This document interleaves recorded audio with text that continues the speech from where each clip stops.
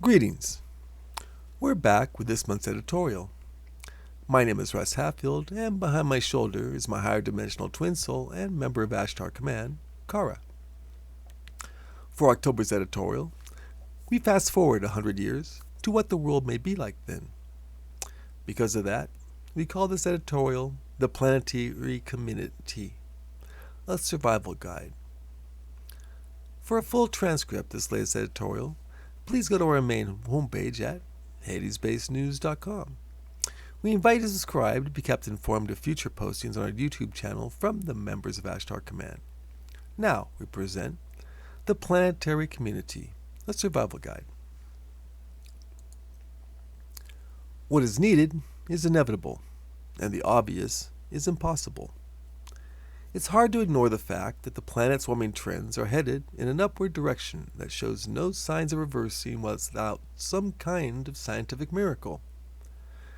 Be that the case, the band of the planet around the equator may become a zone unlivable for the masses who currently call it home. Some kind of accommodation would have to then be made for those needing to move either further north or further south. Such a shift would cause borders redrawn to the areas humans are allowed to comfortably live year-round. Such a world would be unrecognizable to those who live in it today. What will have to happen is a world that cares more for its survival than borders. What then happens when a world comes together as one to form a planetary community? A handy example already exists in the form of a higher dimensional world of Sirius, which is the home world of one of the writers of this editorial. Something we try to do with the archives of the Hades-based news is be a bridge between dimensions and share how society works when everybody cares about everybody else and the planet as well. It's a concept taught before birth when mothers begin to telepathically bond to the child within long before it is born. The difference between dimensions is that the first thought is never about self. The first thought is always how to help whoever needs the help in any situation. Family groups help maintain the planet's functioning and all contribute to the planetary welfare. It's an alien concept of a perfect world, but it is something that would help this race survive the changes to come.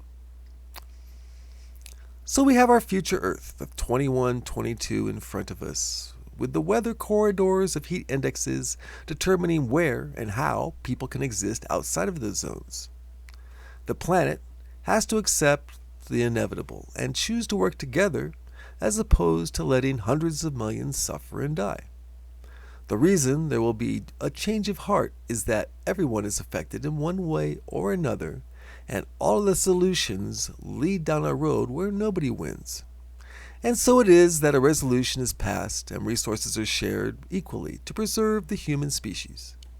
Scientists pool their shared knowledge and continue researching into humanity's survival, looking for ways to keep people cool without the need for energy-draining air conditioning. The scale of the solutions found would match the crises being faced. People would come to see the wisdom of using the planet itself as a way to stay both cool and warm no matter the conditions. Hobbit-like dwellings could serve as natural insulation from the elements, and solar farms built closer to the unlivable zones would supply some of the energy needed. Meanwhile, water would be brought from one area of the country with too much to parts of the country with too little.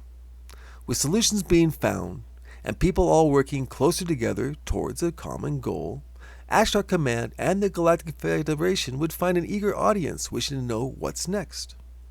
With infinite variations on the above possibility available, there's no telling what the actual reality will be in actuality. We like this one because it has a happy ending in that we're one step closer to our ascension to a higher dimension. In love, light, and wisdom as one, Russ and Kara.